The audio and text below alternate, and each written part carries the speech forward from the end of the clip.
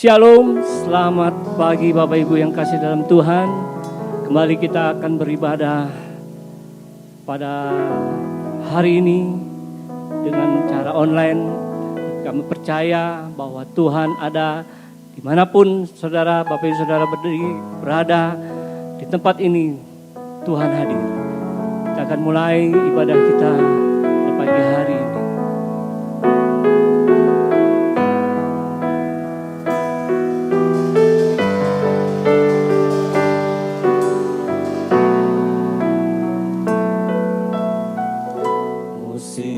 Akan selalu berganti, kasih Tuhan tetap abadi, tak akan berubah sampai selamanya. Ku tetap percaya, ku yakin Tuhan memberkati, ku yakin Tuhan melindungi.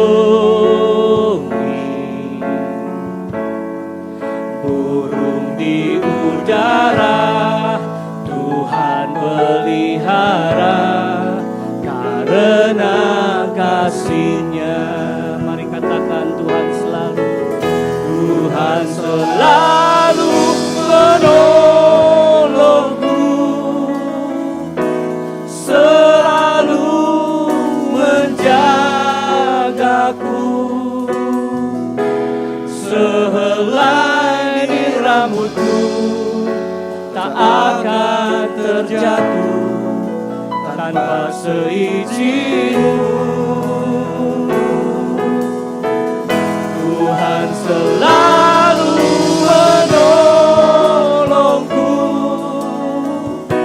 selalu menjagaku. Dia mengenyangkanku dan peliharaku seumur hidupku. Musim akan selalu berganti, kasih Tuhan tetap abadi, tak akan berubah sampai selamanya. Ku tetap percaya, ku yakin Tuhan memberkati, ku yakin Tuhan melindungi. Burung di udara Tuhan pelihara, karena kasih-Nya. Tuhan selalu menolongku, selalu menjagaku. Sehelai rambutku tak akan terjatuh tanpa seizin-Mu. Tuhan selalu menolongku, selalu menjagaku. Dia mengenyangkanku dan peliharaku seumur hidupku. Mari katakan Tuhan selalu, Tuhan selalu menolongku, selalu menjagaku. Sehelai rambutku tak akan terjatuh tanpa seizin-Mu. Tuhan selalu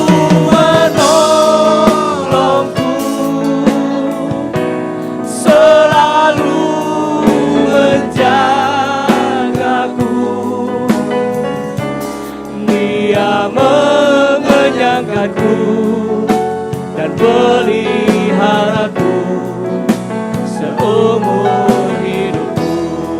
Dia mengenyangkanku, Dia mengenyangkanku dan peliharaku seumur hidupku. Dia mengenyangkanku, Dia mengenyangkanku dan peliharaku seumur hidupku. Benar Tuhan, kami bersyukur kalau Engkau Tuhan yang selalu menolong kami. Apapun yang kami alami, apapun yang kami hadapi Tuhan, semua ada dalam rencana Tuhan, semua ada di dalam seizin Tuhan. Terima kasih Tuhan buat segala kebaikan-Mu. Hari ini Tuhan kami boleh kembali beribadah kepadamu. Biar Engkau melawat setiap kami, baik kami yang ada di tempat ini maupun sidang jemaat-Mu yang ada di rumah masing-masing. Kami percaya Tuhan ada lawatan Tuhan terjadi. Kami percaya Tuhan ada jawaban terjadi bagi setiap umat Tuhan yang berseru kepadamu. Terima kasih Tuhan pagi hari ini. Kami mau Tuhan terus mengucap syukur. Kami mau terus memuji Tuhan. Mau menari buat Tuhan. Terpujilah nama-Mu Bapa. Di dalam nama Tuhan Yesus Kristus kami berdoa dan mengucap syukur. Haleluya. Amin. Haleluya. Biarlah kita mau terus memuji Tuhan. Tidak akan pernah berhenti. Kita mau menari buat Tuhan. Sebab kasih-Nya besar.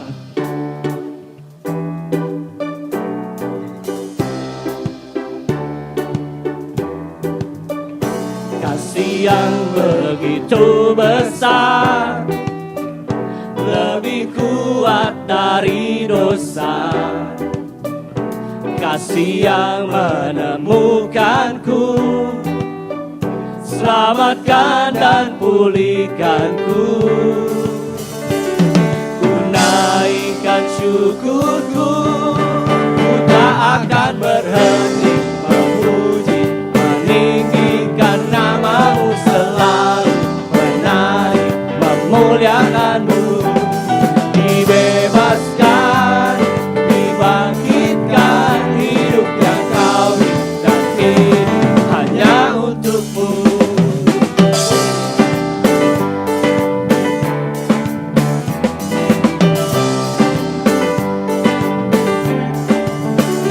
Kasih yang begitu besar, lebih kuat dari dosa. Kasih yang menemukanku, selamatkan dan pulihkanku. Ku naikkan syukurku, ku tak akan berhenti memuji, meninggikan nama-Mu selalu, menari memuliakan-Mu. Dibebaskan, dibangkitkan, hidup yang Kau berikan kini hanya untuk-Mu.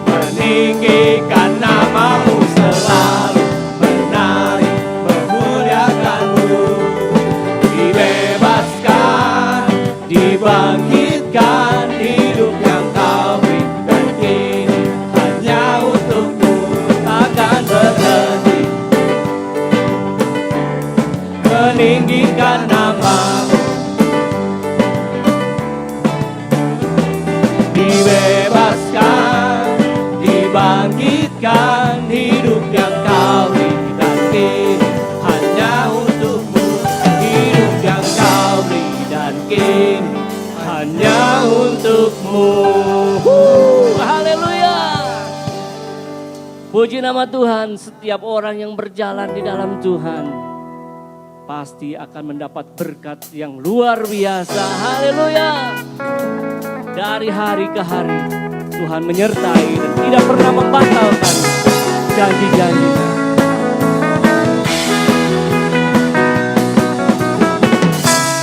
Dari hari ke hari tak pernah terbatalkan, berkat-Mu turun atas hidupku. Mari katakan, dari hari ke hari tiada pernah tertunda, kesetiaan-Mu Kau limpahkan bagiku. Tak berkesudahan kasih setia-Mu Tuhan, rahmat-Mu tak pernah habis dari hari-hariku. Tangan-Mu yang perkasa, besar kejayaan-Mu, selalu menopang hidupku, selalu pegang erat tangan-Mu.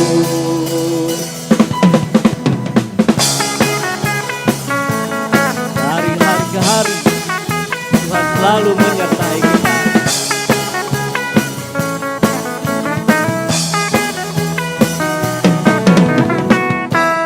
Dari hari ke hari tak pernah terbatalkan, berkat-Mu turun atas hidupku. Dari hari ke hari tiada pernah tertunda, kesetiaan-Mu Kau limpahkan bagiku.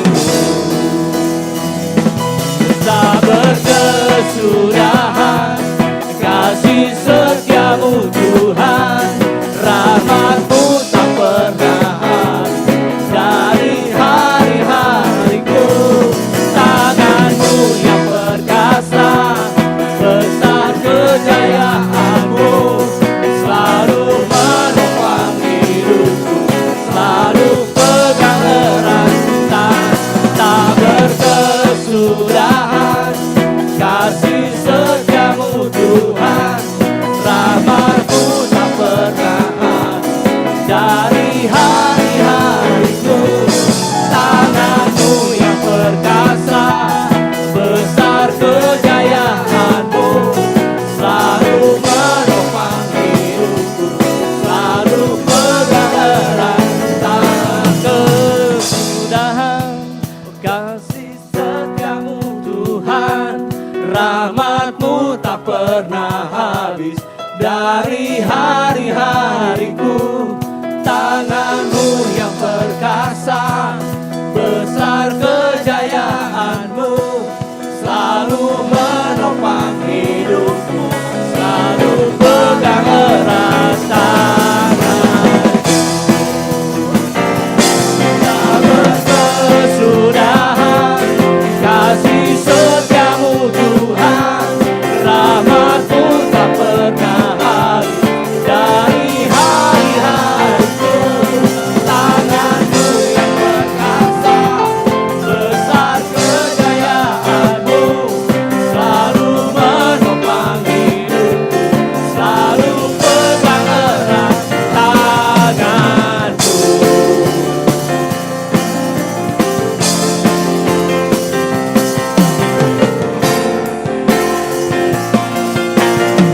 Haleluya. Syukur bagi Tuhan. Haleluya. Terima kasih Tuhan, terima kasih. Engkau selalu ada bersama-Mu Tuhan. Segala perkara kami dapat tanggung.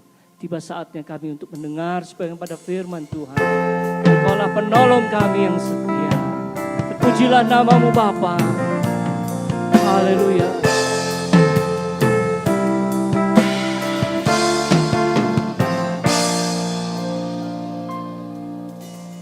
Penolong yang selalu setia,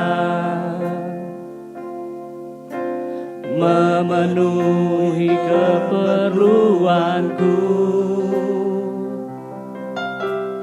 Tak pernah Dia mengecewakan. Yesusku tak pernah gagal. Segala perkara dapat ku tanggung di dalam Dia yang memberi kekuatan.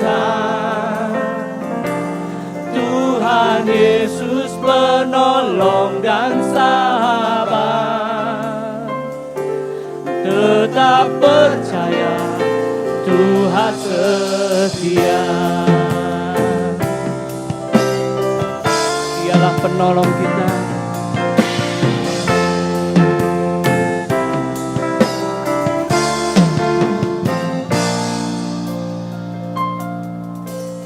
Penolong yang selalu setia,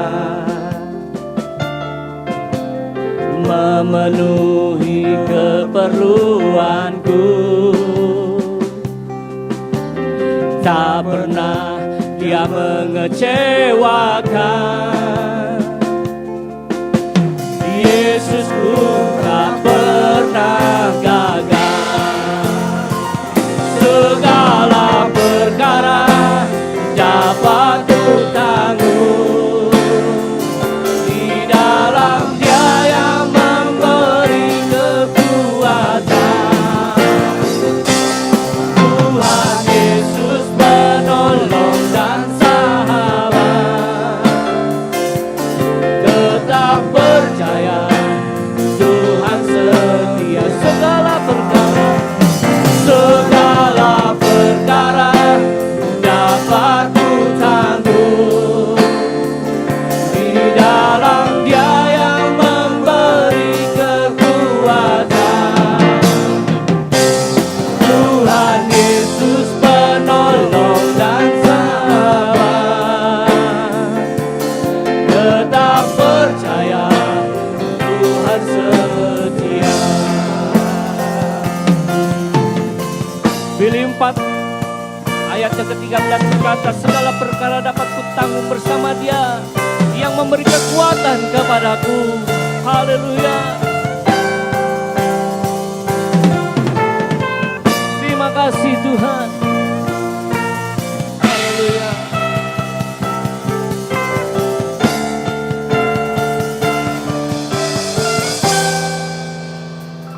Segala perkara dapat ku tanggung di dalam Dia yang memberi kekuatan.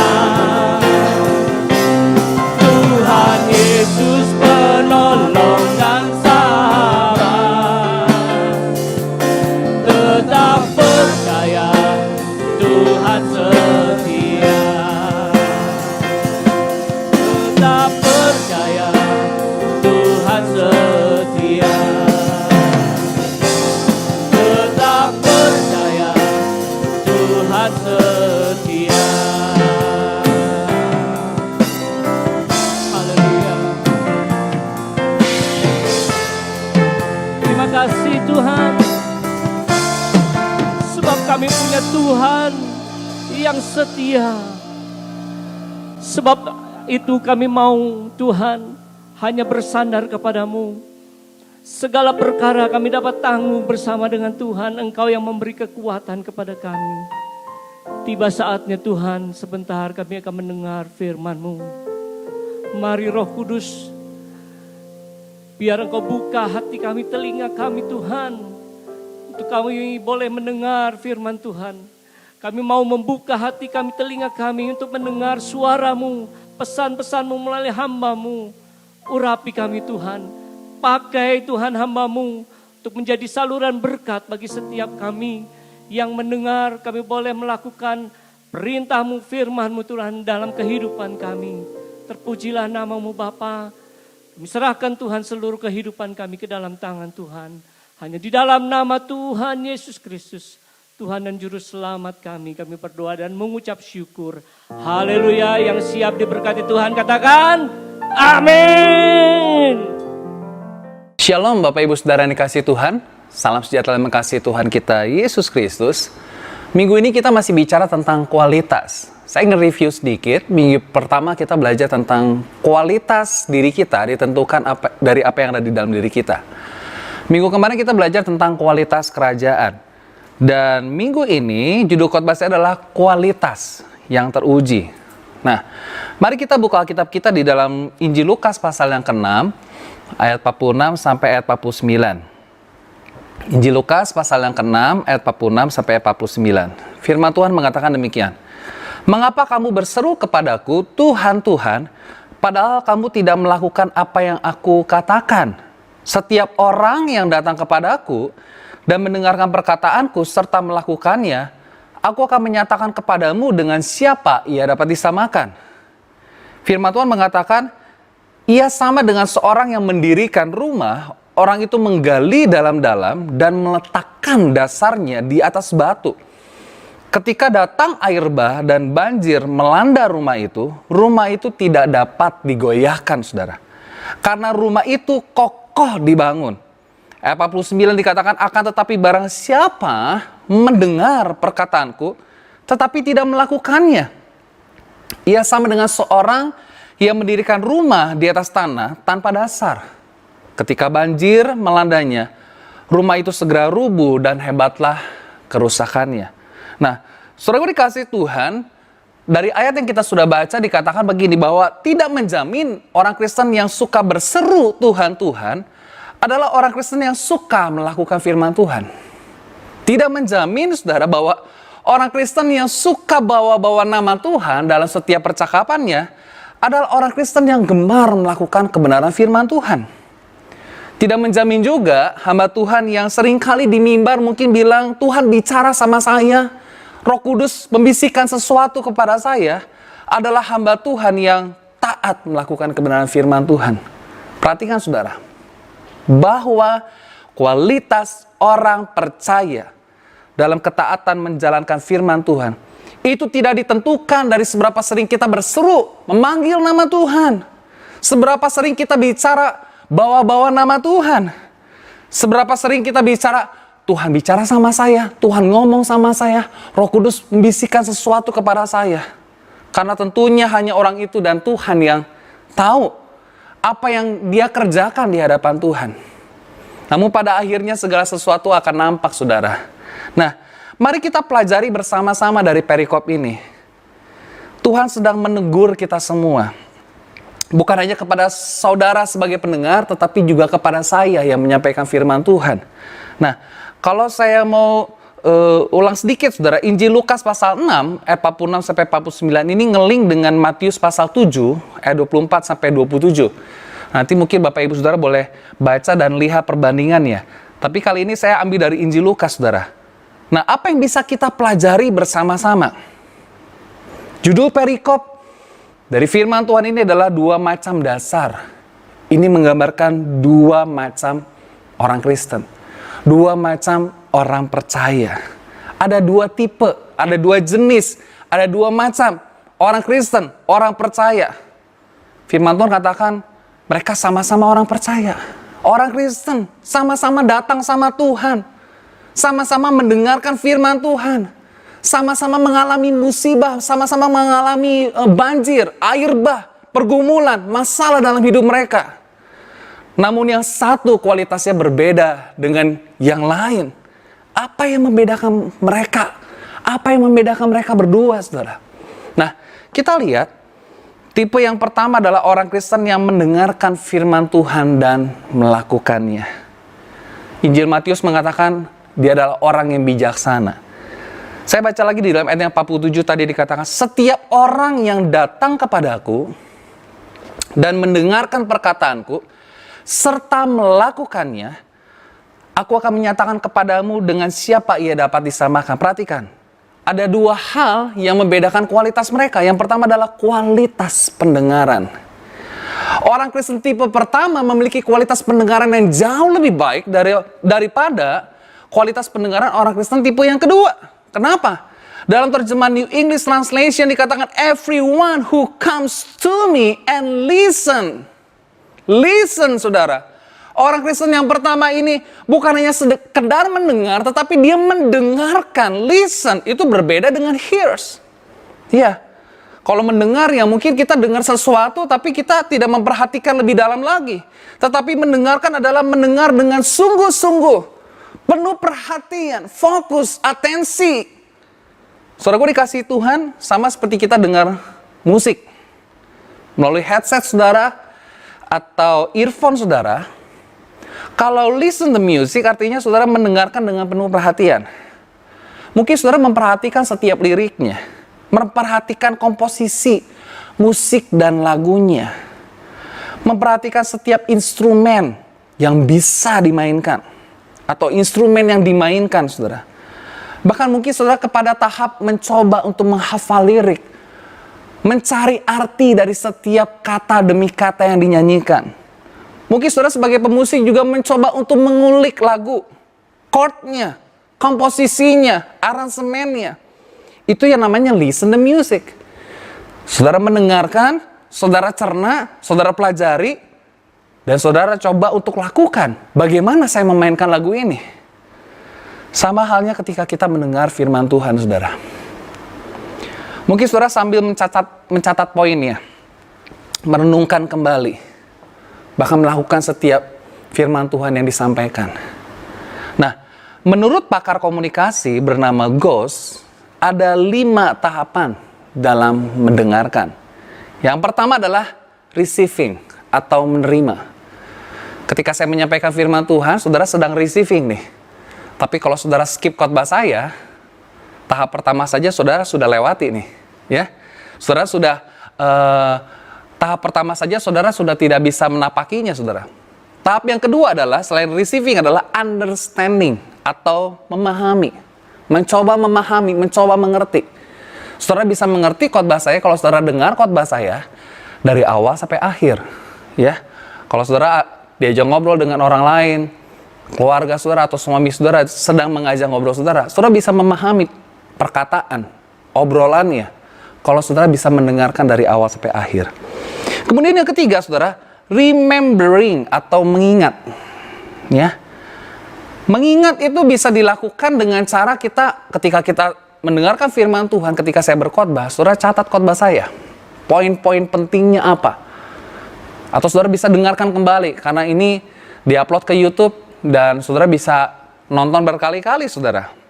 Kemudian yang keempat adalah mengevaluasi.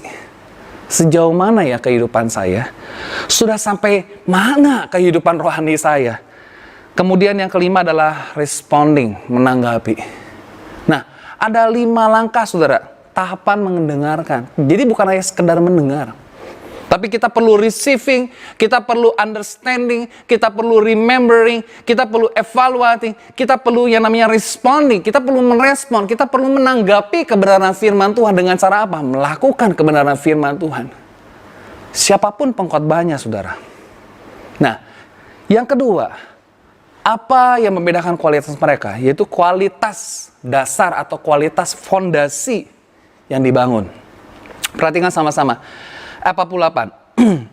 Ia sama dengan seorang yang mendirikan rumah, orang itu menggali dalam-dalam dan meletakkan dasarnya di atas batu. Ketika datang air bah dan banjir melanda rumah itu tidak dapat digoyahkan, firman Tuhan katakan, karena rumah itu kokoh dibangun. Perhatikan, saudara, ayat 48 dimulai dengan menggali dalam-dalam, deep digging. Menjadi orang Kristen yang lebih dalam lagi mengenal Tuhan. Deeper in knowing God. Kita perlu jadi orang Kristen yang mengenal Tuhan lebih dalam lagi. Bukan hanya sekedar di permukaan saja. Menggali dalam-dalam. Saya mau katakan begini, saudara. Jika saudara dan saya punya pengenalan yang deep, pengenalan yang dalam dengan Tuhan, akan Tuhan, pasti hidup kita dipulihkan. Berapa banyak orang Kristen yang mungkin bertahun-tahun ikut Tuhan, tapi hidupnya tidak pernah dipulihkan. Pertanyaan besar, apakah dia sudah mengenal Tuhan lebih dalam? Menjadi orang Kristen yang lebih dalam menggali kebenaran firman Tuhan.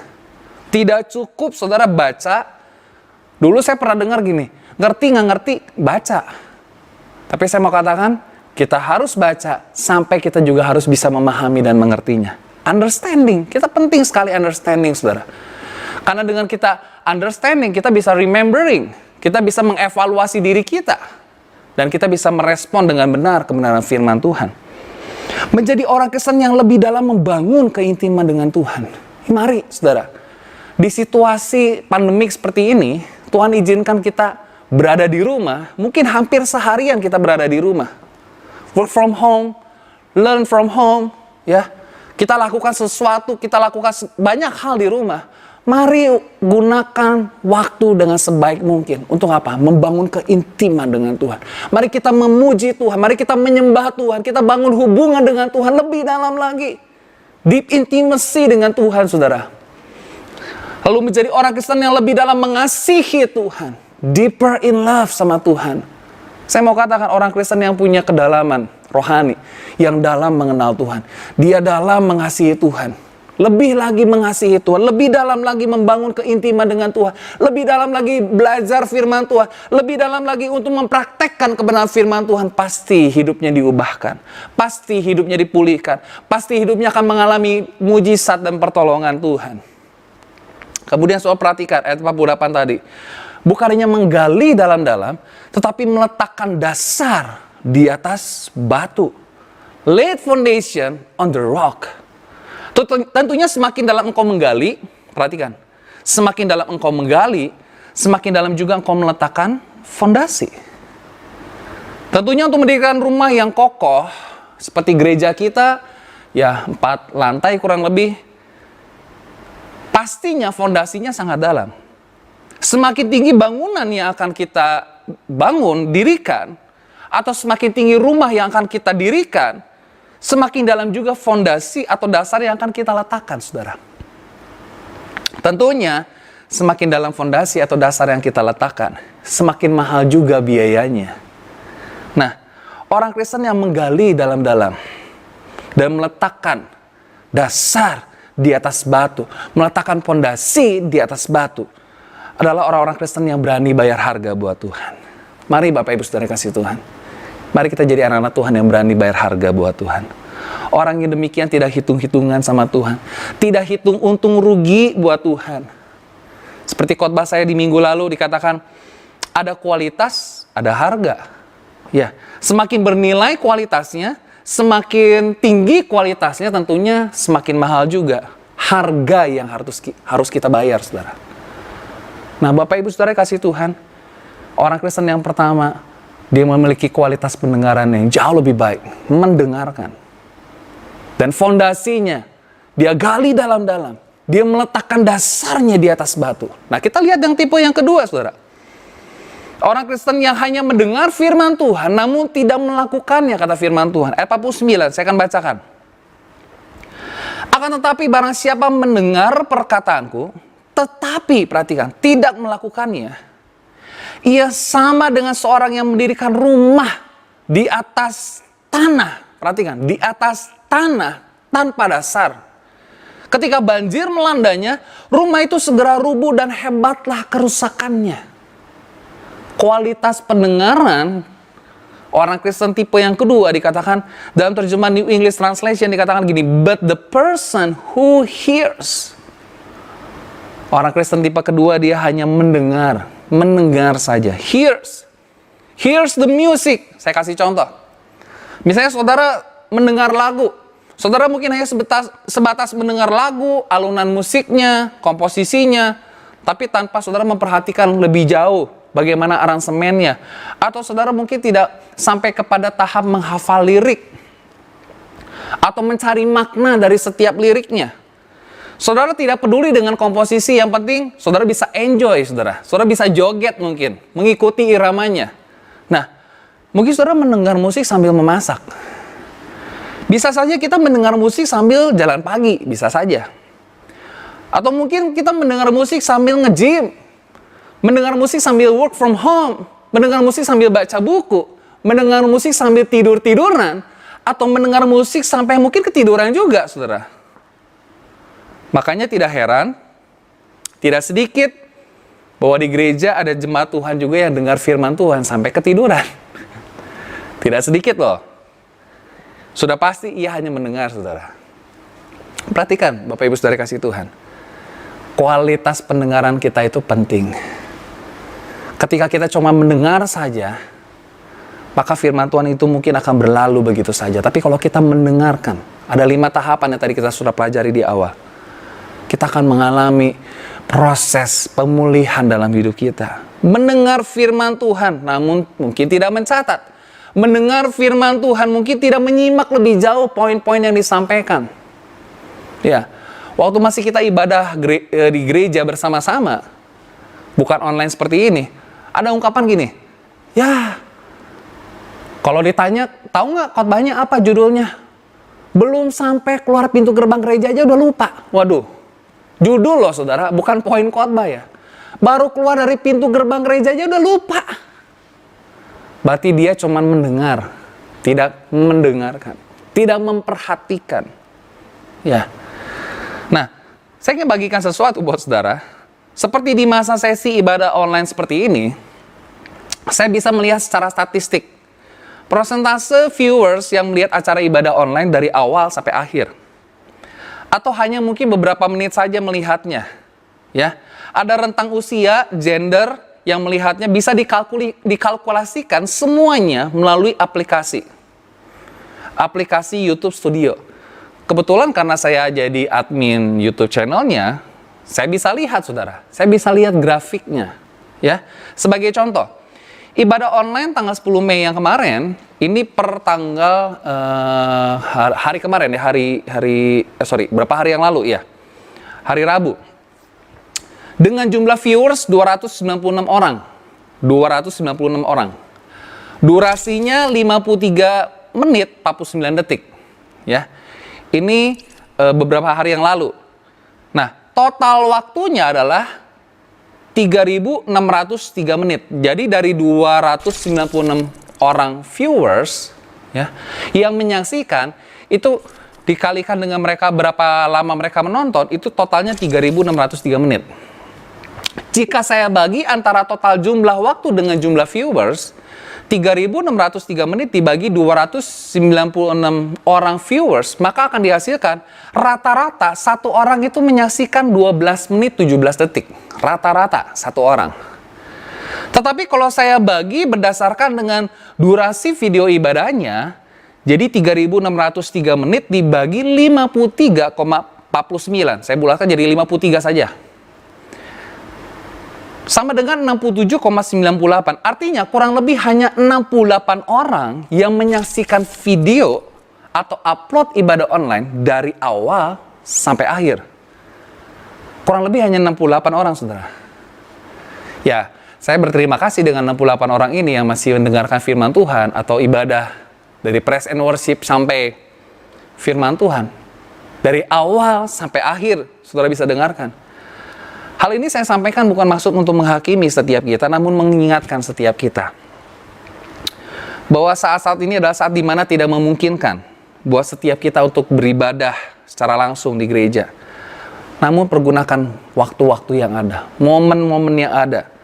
Hargailah rekan-rekan kita yang sudah bekerja keras di bagian sesi production, saudara. Dari perekaman, ngedit, ngerender, sampai ke upload ya YouTube. Itu semua memakan banyak waktu, menguras tenaga, mengurangi jam tidur, menaikkan tensi darah mungkin, menguras kuota. Ya, bukan hitung-hitungan sama Tuhan, tapi mari kita sama-sama punya sikap yang benar di hadapan Tuhan. Di sesi mungkin ibadah yang ya kita nggak tahu sampai kapan kita bisa ibadah secara online ini.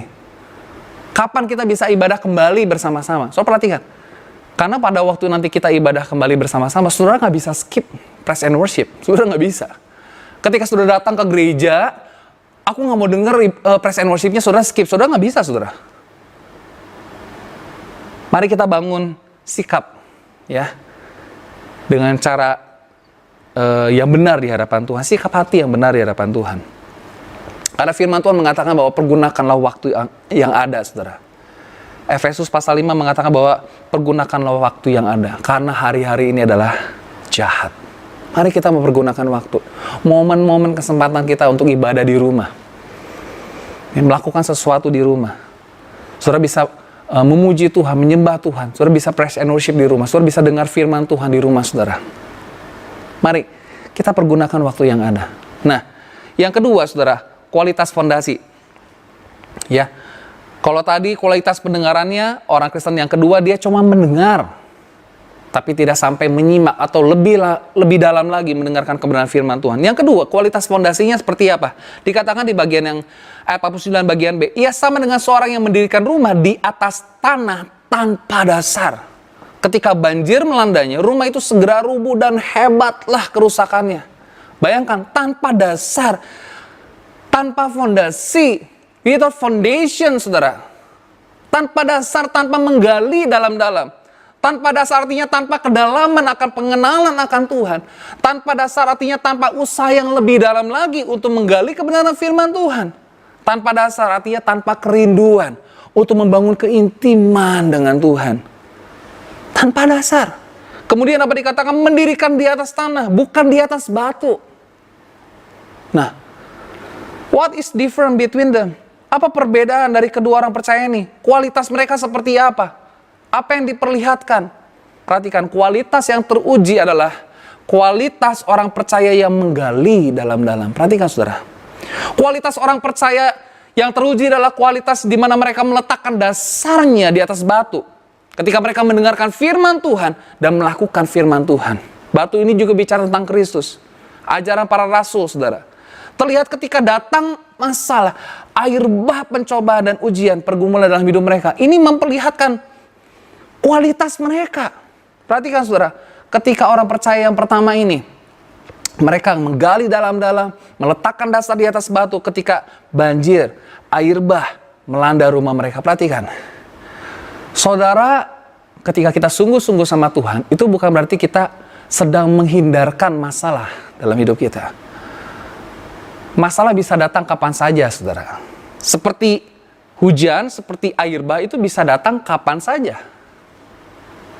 Masalah yang terjadi dalam hidup kita itu bisa datang secara tiba-tiba.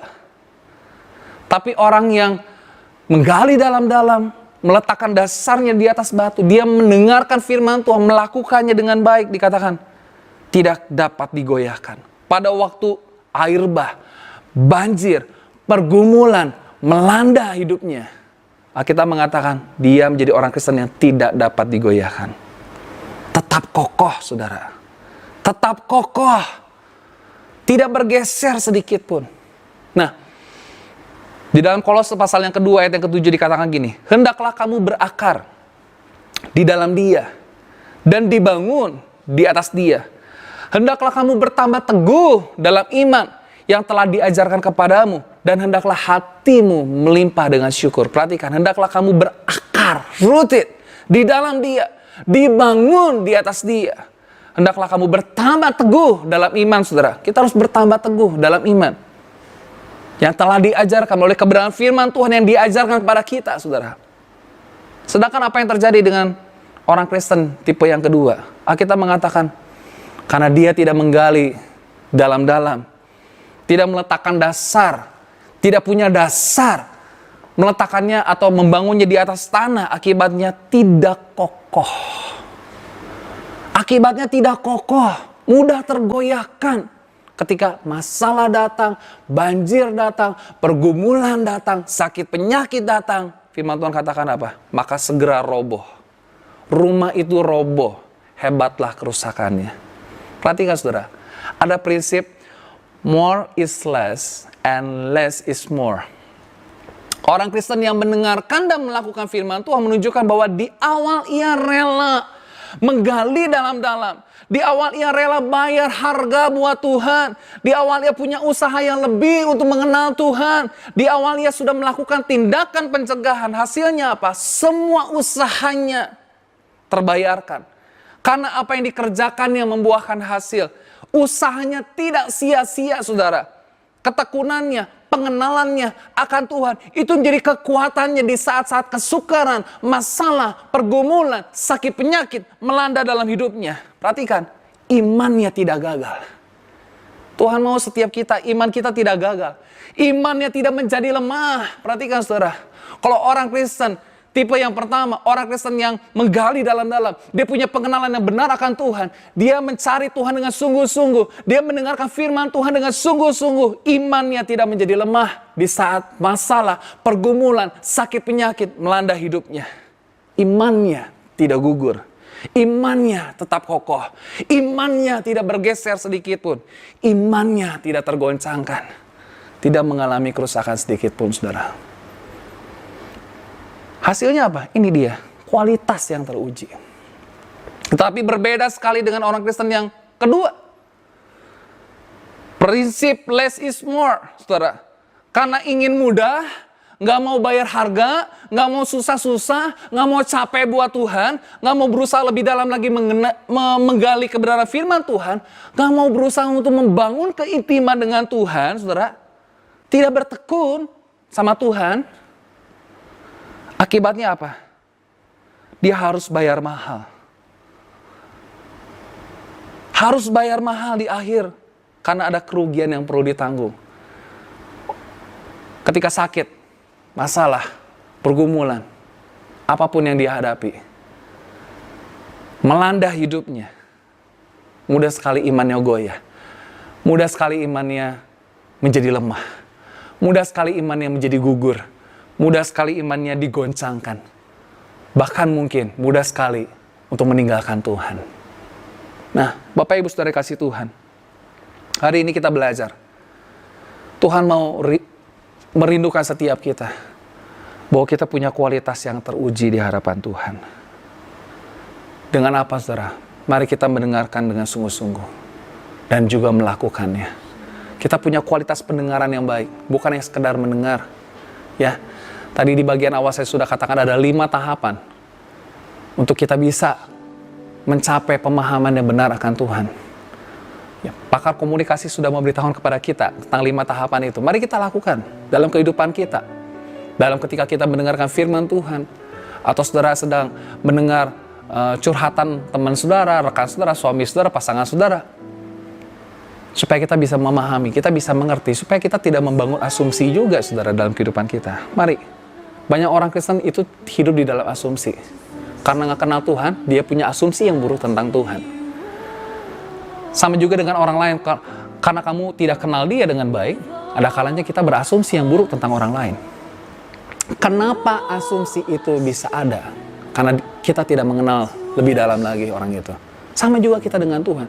Di masa sukar seperti ini, mungkin ada yang berasumsi bahwa Tuhan itu nggak baik, Tuhan itu jahat. Tuhan itu mungkin sepertinya nggak adil. Tuhan itu sepertinya tidak memperhatikan kita.